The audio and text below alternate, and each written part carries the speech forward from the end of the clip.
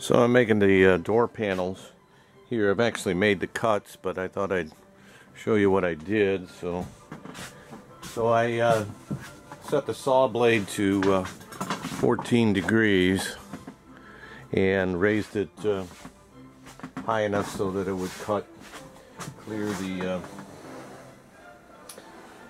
cut in the panel as it moved away. And then I didn't feel like making a new jig for the thing, so I used my tenon jig to hold the wood in place, and it worked pretty good on the end grains. But because it doesn't have any support here, then it kind of when I did it on the side, there's no support in the back, so it burned it a little bit back here because of the vibration of the saw blade. But anyway, they came out pretty good. I adjusted the tenoning jig to get the right thickness that I needed to go in the slot, which is hair under a 1/4 inch. And so then we got to do some cleanup on it. So I got my raised panel here, and because it vibrated some, it's thicker here than it is down here. And so I'm just going to take my lock plane here and run it along.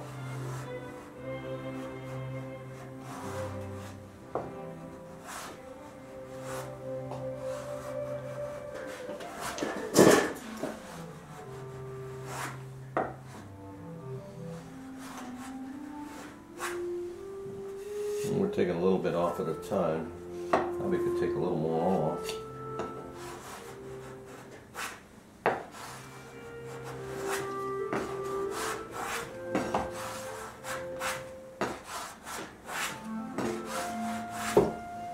So I'll work my way around and smooth it out all the way around. Plus there's a little missing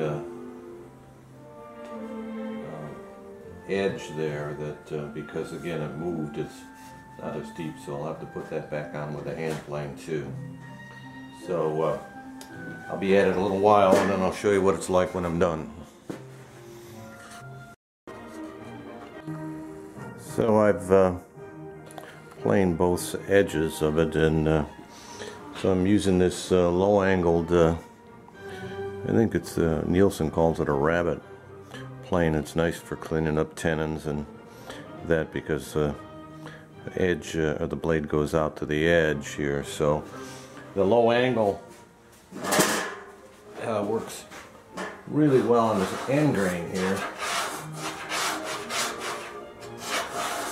So with all the cleanup work that I had to do, maybe making a proper fence or jig to cut these would have been less time, and I had less cleanup, but it is what it is. So I've got to smooth this over a little bit, and then I got the other side to do yet, and then we'll fit it into the we'll be back with you in a minute. So there's the two doors fitted together. So now I have to sand the panel and stain it before I assemble it, because the door will shrink from side to side since it's solid panel.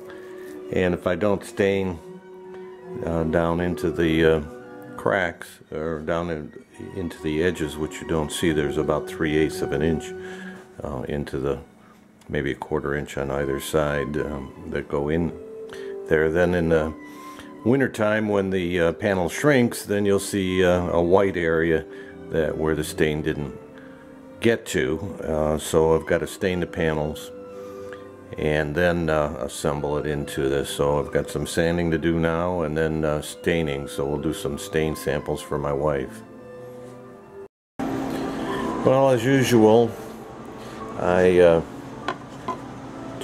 sanded the sample board and then applied different color stains to it, and then let my wife pick out the color, and of course she picked that one there. So I sanded the rest of the doors and sprayed the dye on it this morning. So it's pretty dry right now, so I can glue it up. And of course the reason that I do that is that these are solid doors, and they'll shrink and expand with the weather in the frame, you know, which is cope and stick together, so that we don't have a white edge, because if I stained it after putting it together, then you know, there's a good chance that in the wintertime you'd see a white edge along there. So I stained them first, and now I can do the glue up.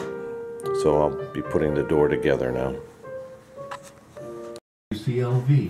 Well, as you can see, I've glued up the panels here, and got the clamps on it to keep them square and flat on the table. So all that remains is to fit them to the carcass of the